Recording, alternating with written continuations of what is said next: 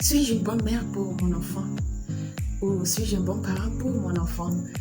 Bienvenue à vous qui venez de nous prendre en cours, vous êtes sur BSTV. Sur BSTV, on parle des difficultés des parents solo à évoluer seuls avec l'éducation de leurs enfants, la possibilité de reprendre leur vie de couple, pourquoi pas. Et on aborde aussi le sujet des parents qui vivent en couple, leurs échecs, leurs succès. Et cette question qui revient souvent, suis-je une bonne mère pour mon enfant? Au niveau des mamans célibataires, des femmes qui se retrouvent seules à évoluer seules avec l'éducation de leurs enfants.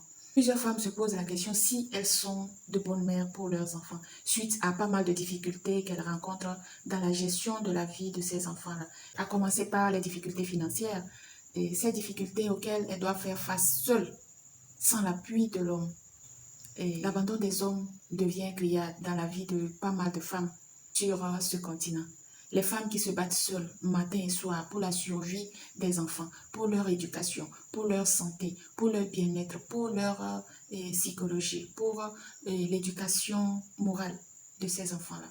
Face à pas mal de difficultés, ces femmes se posent la question à savoir si elles sont de bonnes mères pour ces enfants. Parce que les enfants parfois deviennent récalcitrants, ils sont difficiles à gérer, ils comprennent difficilement les conseils de ces mamans, ils marchent difficilement dans les pas de ces mamans-là.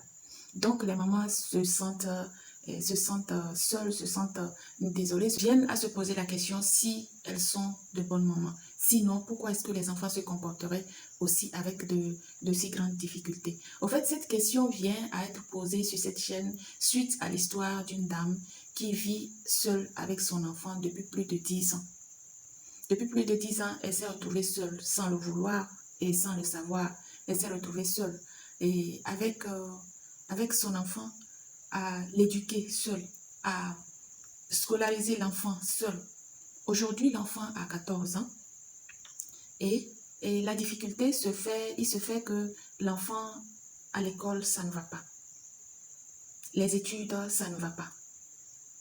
La maman donne tout ce qu'elle peut donner pour le bien-être de cet enfant-là à l'école. Elle paye la scolarité de l'enfant. Quand il est malade, elle gère l'hôpital de l'enfant. Quand il a tout ce dont il a besoin, la maman fait tout pour qu'il ne manque de rien. Mais il se fait que à l'école, les études, ça va de mal en pire. Que se passe-t-il? Que se passe-t-il dans la vie de cet enfant? Est-ce le manque de son père biologique parce qu'il vit seul avec sa maman, ou est-ce la période de l'adolescence?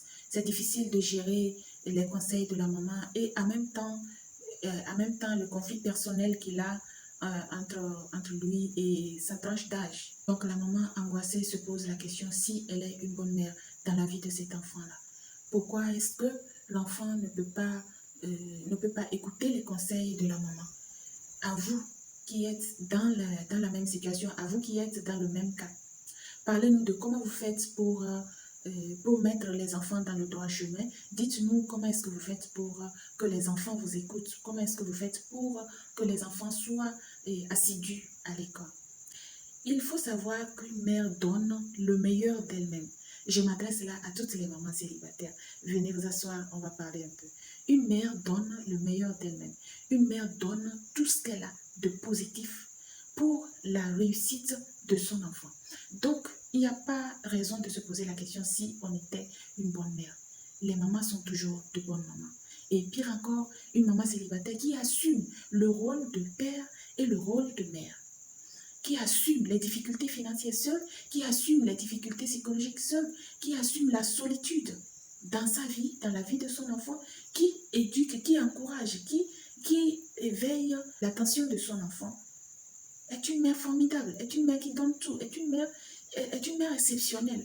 Donc, il n'y a pas question de se poser la question si on était de bonnes mères. Ce n'est pas facile d'être mère célibataire. Une mère célibataire a une double, voire une triple, une quadruple responsabilité. Parce qu'elle doit s'occuper de son enfant, elle doit s'occuper d'elle-même, elle doit s'occuper de son petit foyer, de sa petite famille, elle doit s'occuper du bien-être de l'enfant, elle doit s'occuper de tout ce qui va avec l'évolution positive de l'enfant. Donc cette femme a ses difficultés avec son enfant, la difficulté scolaire. L'enfant à l'école n'évolue plus bien. Les notes sont mauvaises. Malgré les efforts de la maman, malgré les efforts qu'elle fournit dans la vie de son enfant. Il n'y a pas de changement. Alors, elle se pose la question, que faut-il faire pour que ça aille de mieux en mieux dans la vie de son enfant?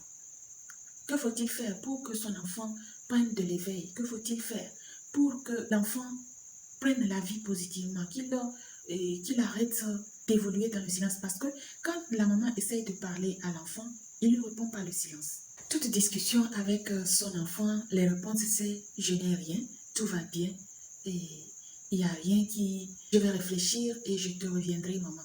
C'est toujours ces genres de réponses qu'elle a. Il n'y a pas une réponse claire dans l'expression de l'enfant.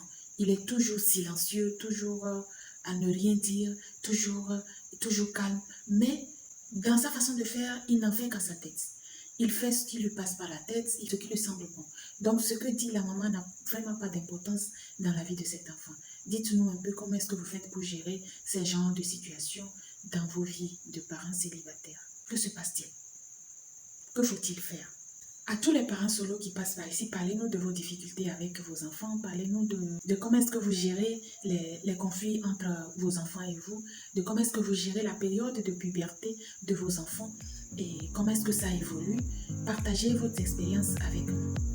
Merci à vous qui êtes restés avec nous jusqu'à la fin de cette vidéo. Vous êtes sur BSTV, n'hésitez pas à vous abonner, liker, partager pour faire grandir la communauté et le plaisir sera pour moi de vous retrouver sur cette chaîne. Prenez bien soin de vous, de vos enfants, prenez bien soin de votre entourage, prenez bien soin des personnes qui vous sont chères. On se dit